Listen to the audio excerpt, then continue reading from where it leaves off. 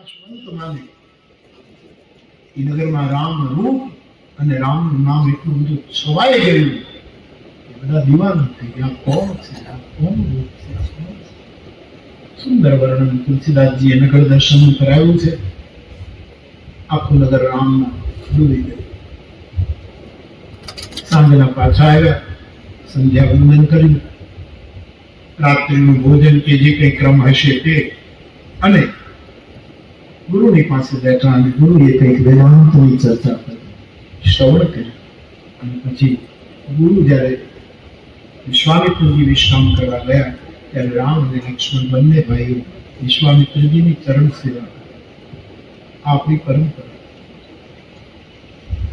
અદભુત છે. બંને ચરણ સેવા. આ બ્રહ્મ છે, સાક્ષાત પરમાત્મા, પણ જગતને બતાવ્યું કે વિશ્વામિત્ર મારા શસ્ત્ર વિદ્યાનો ગુરુ છે. જય સિયારામ. મારું નામ છે હંસાબેન જય સરસિયાણી, ગામ માધાપર. ત્યારે બાપુની કથાનો આજે 8મો દિવસ છે. લેવા પટેલ બહેનોની 45 થી 50 બહેનો રોજ અહીંયા સેવા આપે છે.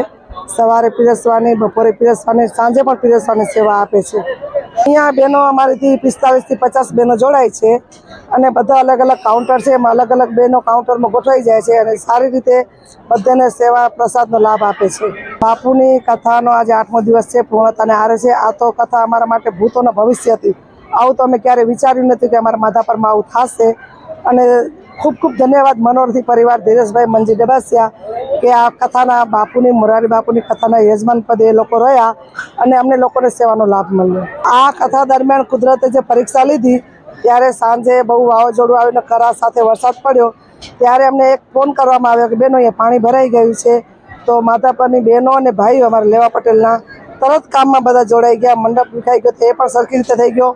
પાણી બધું ભરાઈ ગયું હતું, એ પણ બહેનો ભેગી થઈને ઉલેચી રહ્યું હતું.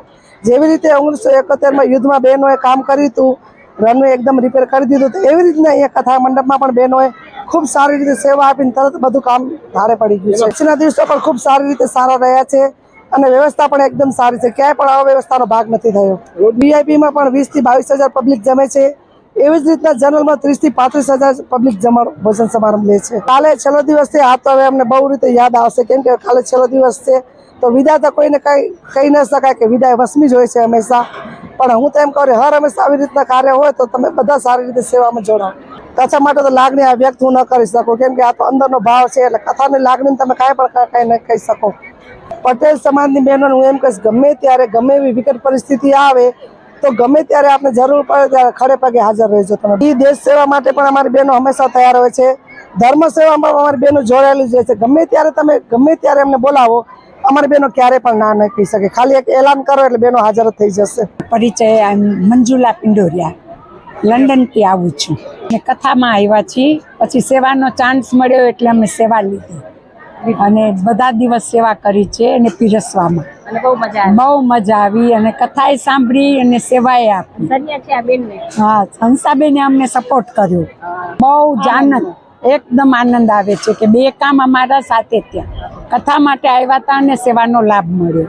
બહુ સરસ, એનું કંઈ વર્ણન કરી શકાય એવું નથી. મારું નામ મંજુલા રમેશ પિંડોરિયા છે. હું નાનપણથી આવી છું. હાજી વીકી માધાપર રોકાઈ છું કંથા માટે. ને હંસાબેન હસિયાણી બહુ હેલ્પ કરી. બધા અહીંયા બધા માણસો બધા હેલ્પ કરે છે.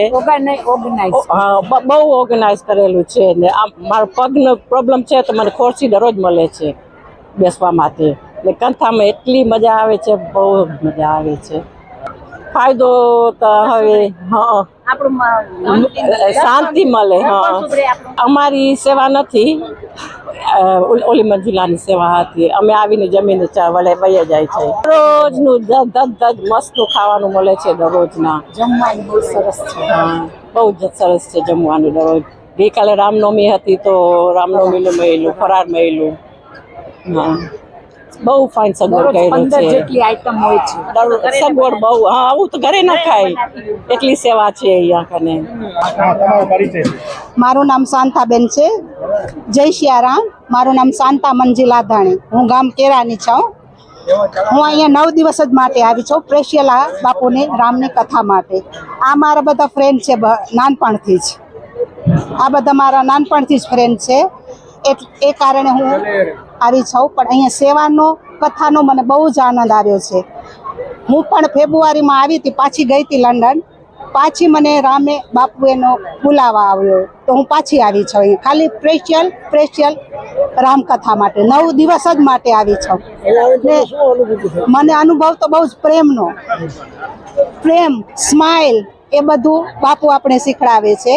પણ મને બહુ જ આનંદ આવે છે. અહીંયા મને પીરસવાનો પણ લાભ મળ્યો ને સત્સંગનો પણ લાભ મળ્યો. હું બહુ જ ખુશી છું. એમ લાગણી એવું આપણામાં જેવો આત્મા છે એવો પણ ગધેડામાં પણ આત્મા છે. એટલે આપણે કોઈને કાંઈ નડતું નથી. આત્મા પવિત્ર છે, આત્માને કાંઈ નથી નડતું ગમે તે હોય. પણ કેરામય કથા કરી ત્યારે પણ મારું એવું જ બન્યું હતું. હું પહેલી આવી હતી ઇન્ડિયા, પાછી ગઈ લંડન, ત્યારે કેરામાં કથા હતી, મારી જન્મભૂમિ છે એટલે પાછી પણ હું કેરામાં સ્પેશિયલ 2 વીક માટે આવી. પ્રસાદ વિતરણ થાય છે અને કથામાં વ્યવસ્થા પણ ખૂબ સારી છે. બેસવાની સગવડ સારી છે અને પીરસવાની અને રસોઈ પણ બહુ જબરજસ્ત છે અને ખૂબ લાગણીથી લોકો ભોજન કરે છે, પ્રસાદ લે છે. બેન ભુજથી, ભુજ કચ્છ સરસ ત્યાં. તમારી ચિઠ્ઠી આવી હતી ને તમને બાપુએ બોલાવ્યા, કેવી લાગણી અનુભવો છો? હૃદયની લાગણી. શું કીધું બાપુએ તમને? બાપુએ મેં ભાવ જે આપ્યા એનાથી વિશેષ ભાવથી મને અંદર બોલાવ્યા બાપુએ. તમે શું લખ્યું હતું ચિઠ્ઠીમાં? બાપુને લખ્યું હતું, બાપુ 32 વર્ષથી મને એક ભાવ હતો કે હું ને મારા હસબન્ડ સજોડે આરતી કરીએ. એ આ રામનવમી 2026ની એમાં મને ભગવાને મોકો આપ્યો. તમને 32 વર્ષનું ફળ મળ્યું એવું લાગે છે બાપુને? 101%. શું કહેશો લોકોને જ્યારે સામાન્ય એક વ્યક્તિને બાપુ બોલાવતા હોય ત્યારે કેવી લાગણીઓ અનુભવાય? કોઈ પણ સામાન્ય વ્યક્તિ હોય ને એને પણ બાપુ હૃદયથી બોલાવે છે, પણ સામેવાળો વ્યક્તિ એના ભાવ સમજી શકે તો. બાપુના ભાવમાં આપ ખૂબ જ ડૂબેલા છો અને આવનારા સમયમાં પણ તમને એમ લાગે છે કથા સાંભળશો, પણ કથાનું ફળ કઈ રીતે લોકો મેળવતા હોય છે ને તમને શું પડ્યું છે? કથાના ફળમાં એવું છે કે કથાનું છેલ્લું પરિણામમાં તમે શું લઈને જાઓ છો એ મહત્વનું છે. જેમ કે નારાયણ સરોવરની કથામાંથી મેં લીધું કે ઝુંડમાં બેસી અને ઓનું કરવું એના કરતાં બહેતર છે એકાંતમાં હરિસ્મરણ કરવું. અને આ કથામાંથી હું એવું લેવાની છું કે પોતાને ઓળખી અને બાપુ પાસે જાવું. બાપુએ વિષય જ અહીંયા અરીસાનો પસંદ કર્યો છે. અરીસો દરેક માટે સરખો હોય છે, પણ કઈ રીતે પ્રતિબિંબ જોવું એ જરૂરી છે. પ્રતિબિંબ આપણા નિર્દોષ મને જોવું, આપણો મન અંદરથી કપટી ન હોવું જોઈએ. કેમ કે મન અરીસો છે ને એ મન બતાવી આપે છે કે તમે કેવા છો. તમારી આંખમાં જે ભાવ હોય ને અરીસામાં આવી જાય છે. આવતીકાલે કથા પૂર્ણ થઈ રહી છે તો શું કેવી લાગણી? બહુ સરસ. મને આ પ્રસંગ બહુ યાદગાર રહી જશે જિંદગીમાં. મારા હૃદયમાં એ રહી ગયું છે એ પ્રસંગ. ખાસ કરીને લોકો 6 વાગે આવીને અહીંયા બેસી જતા હોય છે, તો કઈ રીતે તમને જગ્યા મળે છે? કઈ રીતે તમે બેસો?